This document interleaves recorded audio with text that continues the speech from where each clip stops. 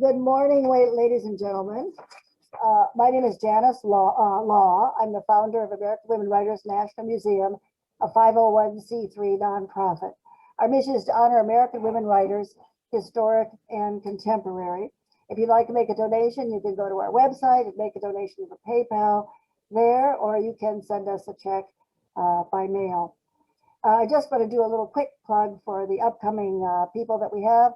We have Lauren Marino coming up in April. She's going to speak on her new book, Bookish Broads, about women around the world and how their writing changed history. And then we're going to have Mary Jane Appel in May, on May 5th, writing about how to use historical photos. So that should be very interesting. But our speaker today is Brooke Kroeger. My third announcement is that we're on C-SPAN 3 again. I'm so excited about that. We were on C-SPAN 3 about 3 or 4 months ago with our story on women, speaker on women in early radio. And then C-SPAN 3 emailed me again, and now they're using our Eudora Welty program. So we hope that they will always use us and that they might use this program today. And now I'm going to move on to introduce our speaker, Brooke Kroeger. Ms. Kroeger is a professor at NYU, and she has degrees from Boston University and Columbia University. She's the author of 5 books, and one of them that she's going to speak on today is Nellie Bly. Nellie Bly was one of the first investigative journalists, and she lived from 1864 to 1922. She's famous for one of her exposés about insane asylums. She went undercover to an insane asylum and exposed the horrible conditions there. So she was one of our first investigative journalists. And I'm in honor of Miss Bly. I noticed in the pictures, Brooke, I noticed in your pictures of Miss Bly that Miss Bly wore hats with feathers. So in honor of that, I have my shawl today, my feather shawl, which I got in New Orleans. So without further ado, I give you Brooke Kroeger, who will speak to us today. Thank you, Ms. Kroeger. Go ahead. Thank you so much, Janice. Thank you for inviting me. I'm delighted to be here. I don't know how much you know about Nellie or what preceded her. I'm going to go very fast because time is short. So if I'm talking too fast, someone raise a hand. I want to tell you a little bit about what preceded Nellie in terms of women having a place in American journalism. So it really goes back to when newspapers became metropolitan entities around 1840. And the biggest female exponent, women exponent at that time would have been Margaret Fuller. I'm sure a name most of you know. She came to the New York Herald, New York Tribune to work with Horace Greeley, and she was sui generis. I mean, she set the stage and the standard for what was possible, but that really no one was going to be able to meet for another 40 or 50 years because she was a genius. She was trained by her father in the classics. She was just a brilliant creature. Ralph Waldo Emerson was, she went after him as a mentor, but really he was her peer. I mean, she was something very, very unique. Yet she comes to the New York Tribune and has a front page column on arts, and then she ventures into writing about the city and really becomes, a real reporter, then goes off to cover the Italian Revolution and dies very tragically. But she really set a stage that no one could then meet because, of course, most women in the 1840s and 1850s were being educated, if they were educated, at charm school, finishing school. They were learning how to pour tea, even if they had more going on. And many of them were lovely writers, lovely. So in the magazines and newspapers of the day, you would find their poems, their essays, their short stories. This was all very common and very early. But of course, very soon they realized that, the A-list, the men, were doing much more interesting and exciting things. How were they going to break into this when everyone saw them in this diminutive role? So they looked for ways in. Through the abolition movement. They were writing for the abolition journals, which gave them platform where other editors would see their work and then invite them. But what were they going to let them do? Travel writing, corresponding, and you'll see how that figures in Nellie's life very soon. So that's the sort of thing they would do. Names like Grace Greenwood, which are quite forgotten, were popular for 4 decades. Gail Hamilton, another one who had a very humorous tone, and wrote for The Atlantic. I mean, they weren't writing for marginal journals. I mean, it's quite impressive. But the only way they could really find that way in off the flower shows and rubber raincoats, as I like to say, was to engage with travel writing. So by being a correspondent from Washington, D.C., or from the far West, or from Europe, or from Asia even, you had a platform to write more seriously. And they would do that, and also including all those rather feminine tropes. Then along comes in the 1860s, right at the end of the 1859s, Mighty Morgan. I'm not sure if it's Mighty or Mitty. I see it both ways with one D and two. She was an Irish woman who comes to the States at 40, not as a girl. She's 40. She's an equestrian. She's an expert in livestock. She and her sister have been cut out of the will because, of course, primogeniture, the boys get everything. And so she has to make her way and gets hired by the New York Times as a livestock reporter. Imagine that. And does that for decades and is extremely successful, and also becomes an iconic figure. And then even in 1864, we don't have any really Civil War reporters, but Mary Clemmer Ames, who was a columnist for The Independent. I mean, there's so many interesting women, it's a fact. She was at Harper's Ferry. That's where she lived. Out her kitchen window, she viewed the battle and wrote this fantastic piece about it. Of course, it didn't run by cable the next day. It ran a week or so later, but there was war coverage even that early. So then we move along, and we're in the 1880s. In the 1870s, one of the men who will be an editor of Nellie's does go to the same asylum and does a report, and it makes the front page of the paper he's working for at the time. So just hold that thought, but with zero impact, zero. Okay, now we get to Nellie Bly. She is born in 1864 at the tail end. Does anyone know much about her? Because I don't want to repeat all the juvenile story about Nellie, so I'll share that. 1864 in May on Cinque de Mayo, but she wouldn't have called it that. And she is born just at the tail end of the Civil War into a family of 15 children, 10 in the first litter that was not her mother, and 5 in her litter, and she is the third of 5 with 2 older brothers. This is significant because her father, who owns the mill in the town, his name is Michael Cochran. The town is called Cochran's Mills. It is named for him. So in this tiny little hamlet, they are big, very big fish. He's the postmaster. He's a judge. They are people who see themselves as of position in a provincial way in Western Pennsylvania. And he dies as soon as they move to Apollo into a mansion in the big town, bigger town. He dies. He leaves a decent estate, but divided by 15 with a third woman's dower, you can imagine what was left, really nothing. Plus, at this point, Nellie's brothers are, they're ne'er-do-wells, really. So she takes it on herself to be the family's main system of support, even as a very young girl. There's enough money to send her to normal school, which of course is teacher training in Indiana, Pennsylvania, not far away. The money lasts only a semester. Whether her mother was spending it or whether the executor was wasting it is unclear.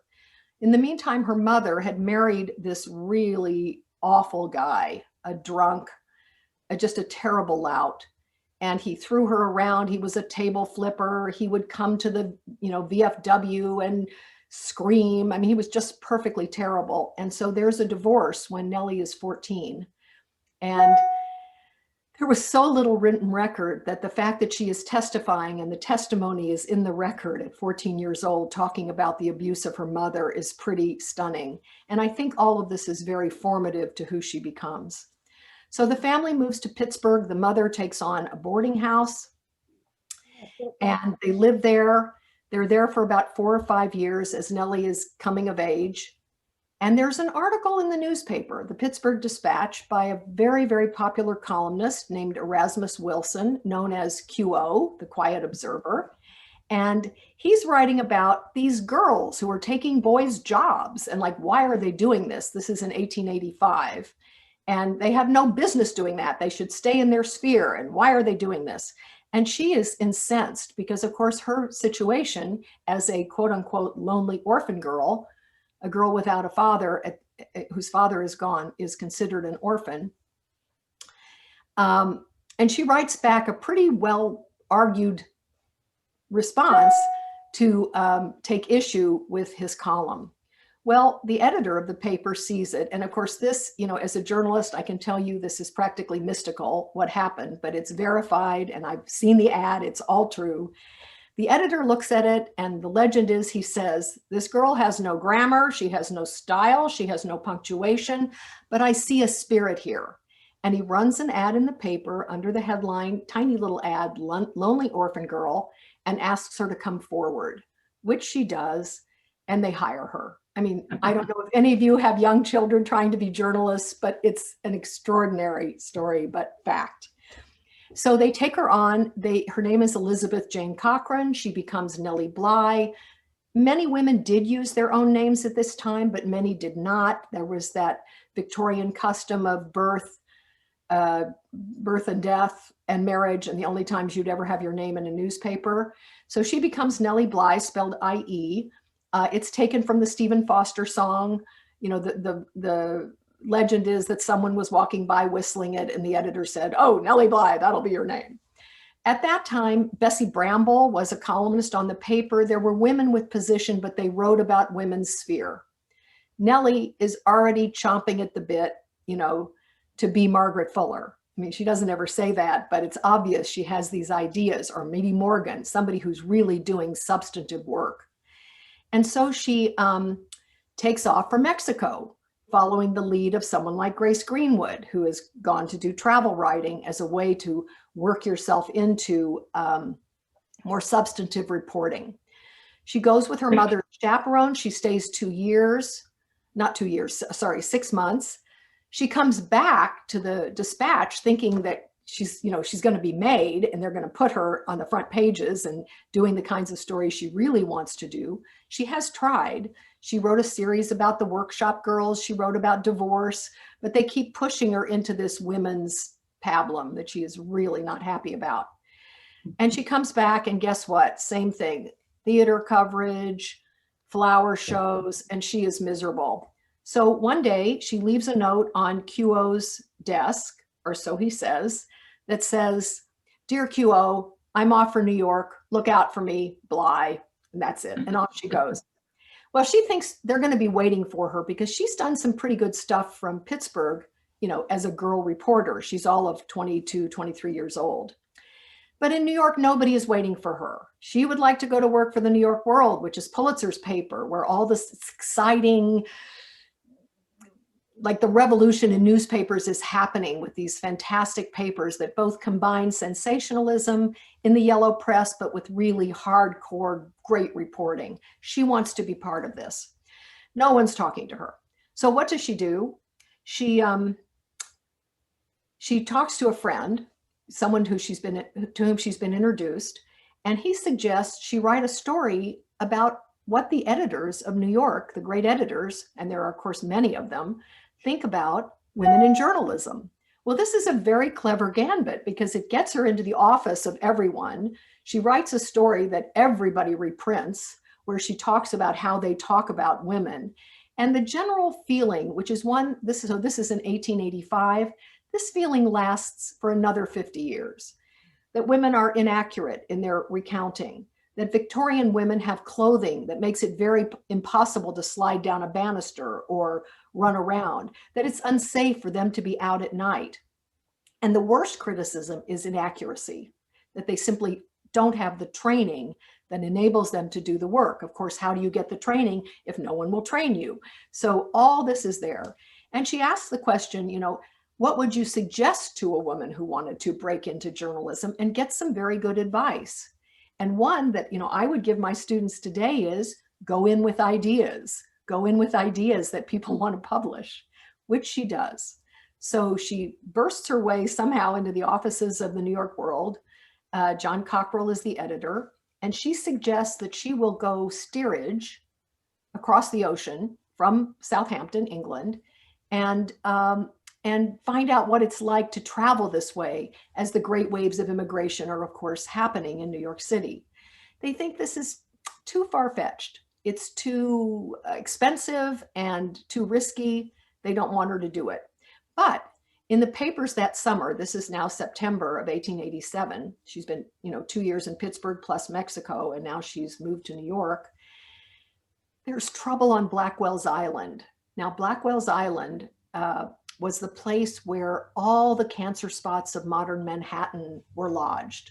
The almshouses, the prisons, the asylums, everything is there. They've just kind of shoved it. And Blackwell's Island, of course, is Roosevelt Island today. Most of that, has been transformed into apartments and quite a sweet little village. Not in 1887. This is like right across from the UN, what is now the UN. So, so they say, if you can find a way to get in by feigning insanity, we could really get to the bottom of what's going on. The reports suggested that there were doctors behaving badly, that nurses were abusing patients. I mean, but how could you prove that? If you went under the auspices of the directors, what are you going to see? Nothing. And she had already learned this in Pittsburgh doing the workshop series, that she went through the management. And guess what? She didn't see the child laborers. She didn't see the women working under impossible conditions. Everything gets cleaned up for a reporter. Mm-hmm. So that's where she got the idea that by going undercover, you could find out much more. Mm-hmm. So she feigns insanity. She gets herself checked into a boarding house on the Lower East Side, acting insane, asking about her trunks, acting, just practicing the mirror for hours. The matron is concerned, calls the police, and indeed they take her to Bellevue. The judges look at her case, the doctors look at her case. They all agree she's insane and send her, by ferry or by police boat, however they did it, over to dreaded Blackwell's Island, where she spends 10 days. The newspaper had quashed her legally before she went. They had told the district attorney so that, that she wouldn't be prosecuted for the fraud. And she spends 10 days there.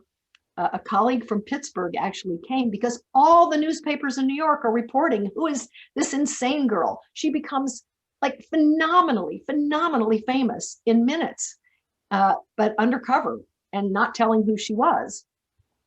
She stays 10 days. She writes this extraordinary report that runs over 2 Sundays in the newspaper at the beginning of October, full pages about, Nellie Bly, the insane girl. Meanwhile, all the papers in town have been covering this, trying to figure out who she was for 2 weeks, or, for a good long time. So the impact of both of these things just makes her a celebrity bigger than Lily Langtry. I mean, she is huge, and yet no one knows who she is. So for the next 2.5 years, but I need to emphasize this, that is all there is. 2.5 years of the baby buying trade, the factories, how police matrons treat women when they're arrested, the facilities for alcohol abuse. I mean, she just does everything undercover, finding out all these things. She does some fun ones. She goes to 5 doctors with the same diagnosis to see what they prescribe and how different that is. She exposes mesmerists. I mean, she just does everything, and almost once a week for about 2.5 years. And then people know who she is. And so she goes on to interviewing, and she interviews Susan B. Anthony. She interviews Emma Goldman when she's in jail. I mean, she does these big stories. She is a very, very big deal. And then she gets the idea she would like to go around the world and do it faster than Phileas Fogg, the fictional Phileas Fogg, of course, who does it in 80 days. So she proposes this to her editors, and they say, we've already been thinking about it. We're going to send a man. And she said, well, if you do that, I will do it for someone else, and I will beat him. This is very Nellie, very Nellie. So, so they agree to send her. They organize it within like 36 hours. the checkered coat you often see, that one, was made, on a minute. She goes traveling with just a bag, just an alligator bag that's about this size, just a tote bag, no cold cream, one change of underwear, like one thin sheath for a dress, that's it, and takes off. Well, of course, she can't send many reports back because of the expense. She's sending cables saying landed in Cairo, sort of thing. So the newspaper is vamping for 72 days. They are running geography lessons. They are inventing board games. There suddenly are Nellie Bly hats and Nellie Bly lamps and Nellie Bly trade cards with poems. And I mean, you can't imagine the plethora of materials. They're naming racehorses after her, which still happens. I mean, she just is this fascinating figure, a young girl traveling alone across the world without a round dozen trunks. It's almost unimaginable in Victorian America.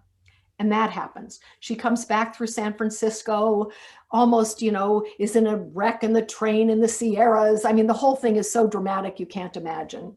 And she writes a book about that, as she did about the Madhouse, which really was just a reprint of her newspaper copy, which she wrote on the way from San Francisco to New York. And she is a sensation. And what does Joseph Pulitzer do? Does he give her a bonus? No. He says he's going to strike a medal. Does he strike the medal? No. So what does Nellie do? She quits. She quits. She has a contract with Family Story Paper, which writes kind of dime novel fiction. By the way, she's not a great fictionalist, let's just say. And so she does that for about a year. And a very exciting development in the last months is a novelist named David Blixt, B-L-I-X-T. I found 2 of her Family Story papers because it's simply not extant in America. And believe me, I turned over every barrel looking for it. And he found them in England called London Story Paper, but it's the same company. So he's just published them. He published them himself. There are about 6 novels that have never been seen before, and they're brand new. So just that plug for David, because bravo for him. In 30 years, no one has matched me, and he now has. So bravo for him. So that's great news. So then what happens? It's 1890. She needs another job. She's on her way to Chicago to go to work for the Chicago Daily News in a similar position. But, stunt girlness is played out by now. It's really played out. She's the finest exponent by far. She always does a social agenda with all her work. It's always, if she's talking about chorus girls, she takes it on not from the standpoint of these harlots looking for rich men. It's these women who have to support their families and have found a way to do it. She always has a social aspect to what she's talking about. From wherever she stands, she is always trying to save the world. This is really who she is. She goes to Chicago. That job lasts, as near as I could tell, about a month and a half.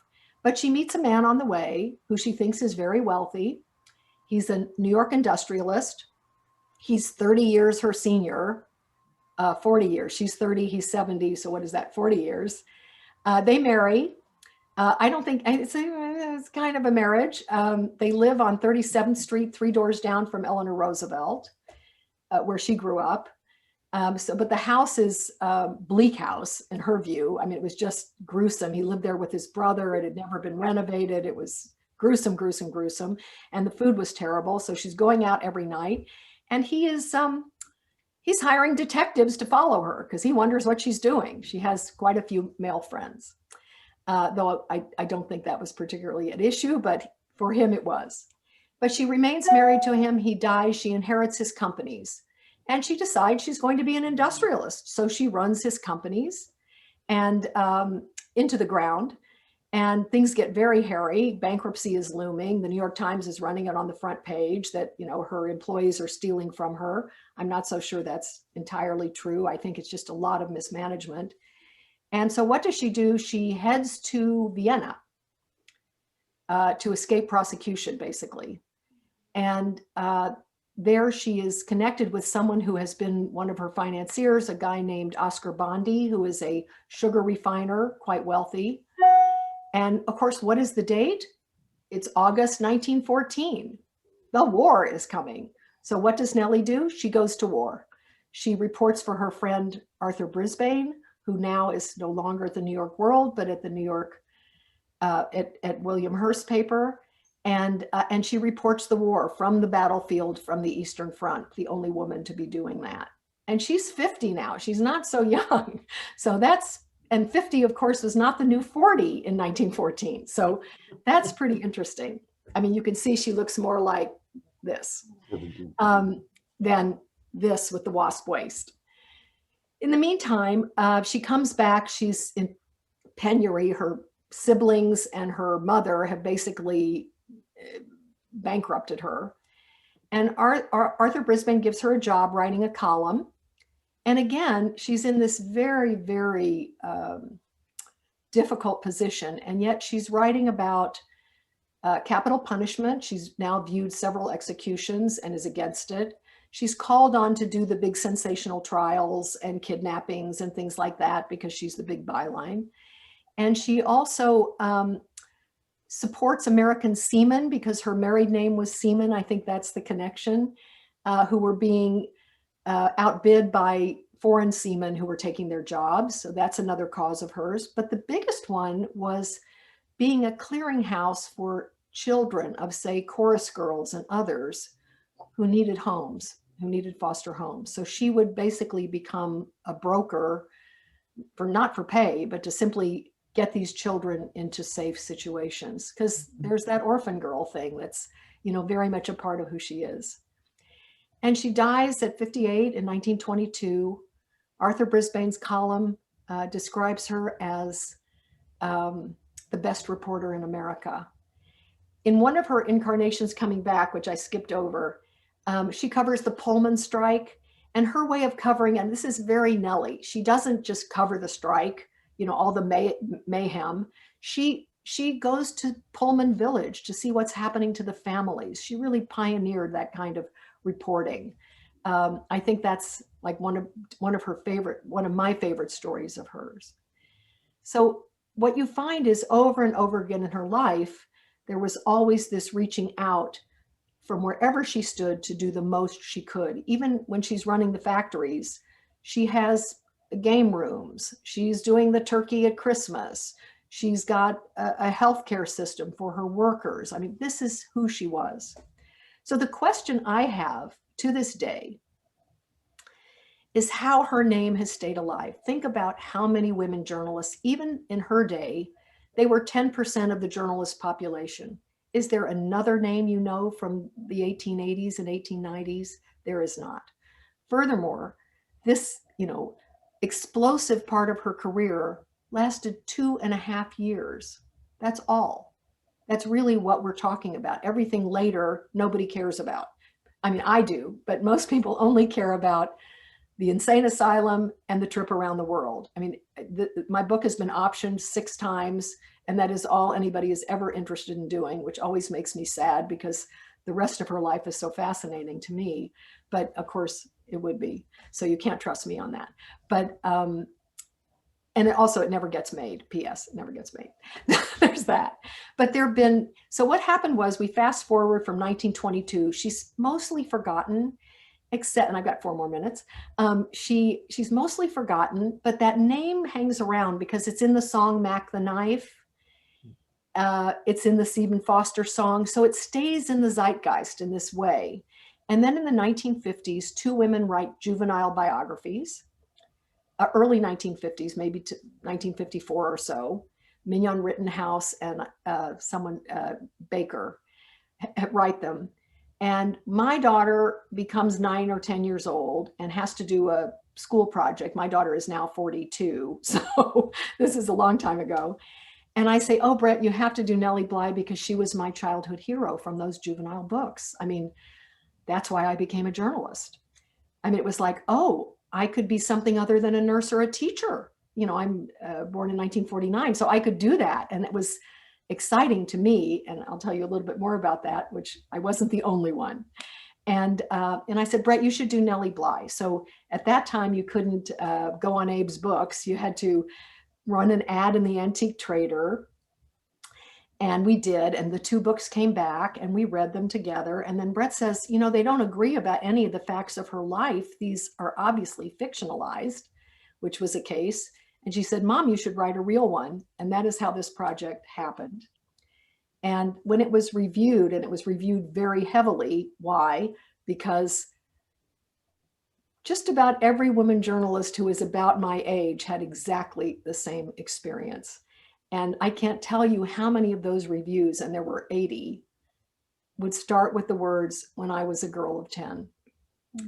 And what fascinates me now, and I put this to you, having just heard this remarkable story, there's something called National History Day. Are you familiar with this? It's a program across the country for 11 to 14-year-olds, I think mostly.